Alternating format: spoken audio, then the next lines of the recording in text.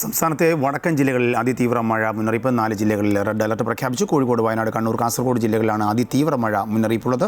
പത്തനംതിട്ടയിലും കോട്ടയത്തും ഇടുക്കിയിലും മലപ്പുറത്തും ഓറഞ്ച് അലർട്ടും പ്രഖ്യാപിച്ചു. മറ്റ് ജില്ലകളിൽ യെല്ലോ അലർട്ടാണ്.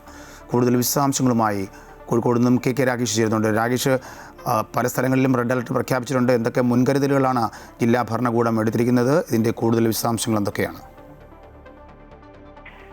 രാജേഷ്, വടക്കൻ കേരളത്തിൽ ശക്തമായ മഴ മുന്നറിയിപ്പാണ് ഉള്ളത്.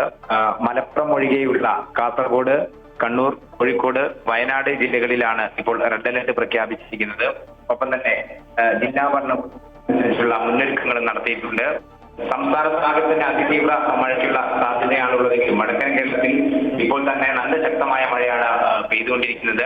50 കിലോമീറ്റർ വരെ വേഗതയിൽ ശക്തമായ കാറ്റിനും സാധ്യതയുണ്ട്. കിഴക്കൻ മലയോര മേഖലകളിലൊക്കെ തന്നെ ശക്തമായ കാറ്റുണ്ടായിരുന്നു അല്പം മുൻപ് വരെ. ഇതോടൊപ്പം തന്നെ നാളെ 10 ജില്ലകളിൽ യെല്ലോ അലർട്ട് പ്രഖ്യാപിച്ചിട്ടുണ്ട്. നേരത്തെ തന്നെ താഴ്ന്ന പ്രദേശങ്ങളിലുള്ളവരോട് മാറി താമസിക്കണമെന്നതുൾപ്പെടെയുള്ള കാര്യങ്ങളും ജില്ലാ ഭരണകൂടം അത്തരത്തിലുള്ള തദ്ദേശ സ്വയംഭരണ സ്ഥാപനങ്ങൾക്ക് മുന്നറിയിപ്പ് നൽകിയിട്ടുണ്ട്.